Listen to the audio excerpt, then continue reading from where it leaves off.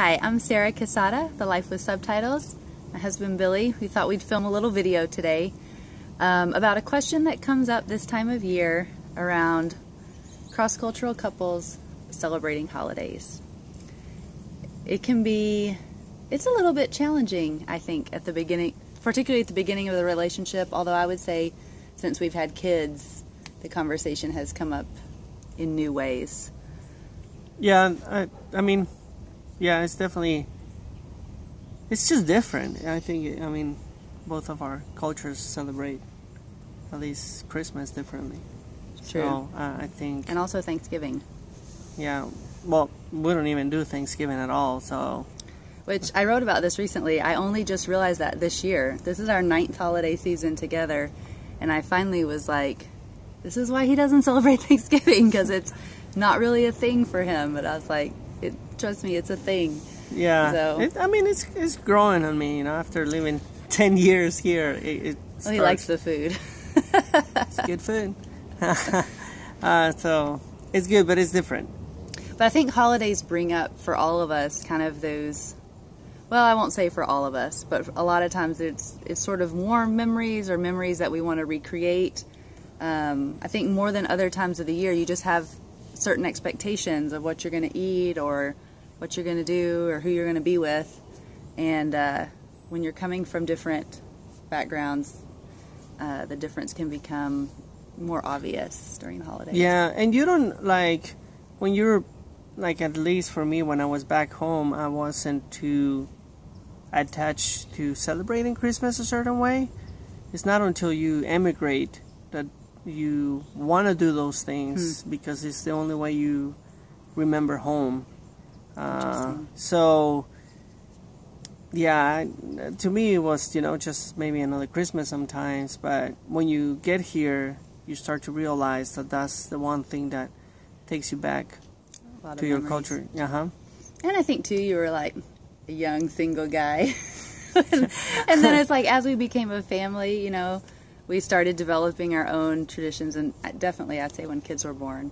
So our very first Christmas, Billy couldn't travel still because of his immigration status, and so we just celebrated it by ourselves in LA. So it was a little bit shocking, a little bit jarring, I think, to kind of, our very first Christmas together, and it was like the very first Christmas I had not been with my family. So that was different. And then maybe you can talk a little bit about Noche Buena, because that's what you guys sort of celebrate. Yeah. Well, not sort of, you do celebrate. Yeah, no, so for me, coming here to the States, the first time I celebrated Noche Buena, it was actually with a Guatemalan family, friend of ours, that lives in California, and I remember that it didn't feel the same, and I felt so lonely. That's all I remember.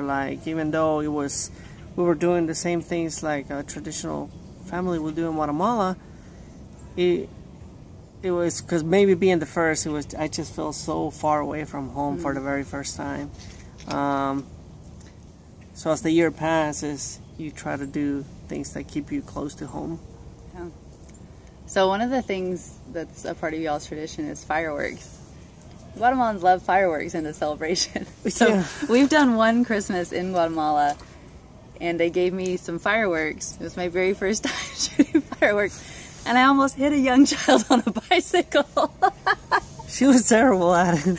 And they were gently taking things out of my hands, maybe Americans shouldn't play with fireworks.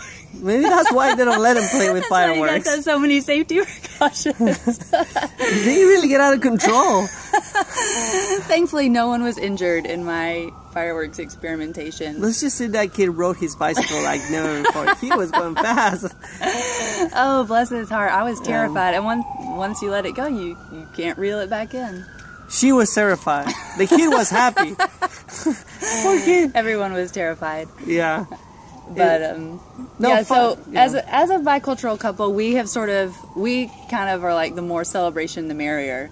So we do a modified version of Noche Buena with sparklers, because Billy's not thrilled about sparklers. Probably when the kids get older, that'll change a little bit. Yeah, maybe. It's fun. I like fireworks. When Noche Buena Christmas Eve, midnight hits, like you can hear the whole city just like a giant roar. Yeah, that's cool. It's fun. It's a cool memory. So not to have that here, definitely, it's different. At 7 p.m. where we the kids love it. We always eat tamales. We make ponche. Mm-hmm.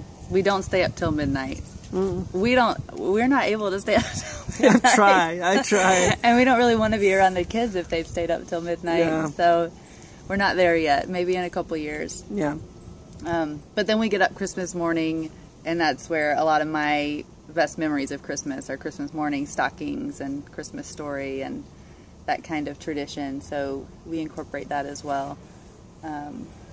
So yeah, that's kind of how we have approached it, at least for now. I do feel like one of the things, both for holidays and for marriage in general, is we're always kind of reevaluating, is this working?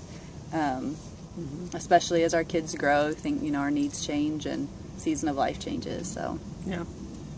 But we'd love to hear how you and your family are navigating multicultural holidays, if you celebrate one or the other, or all or neither, or kind of how you all are starting your own traditions.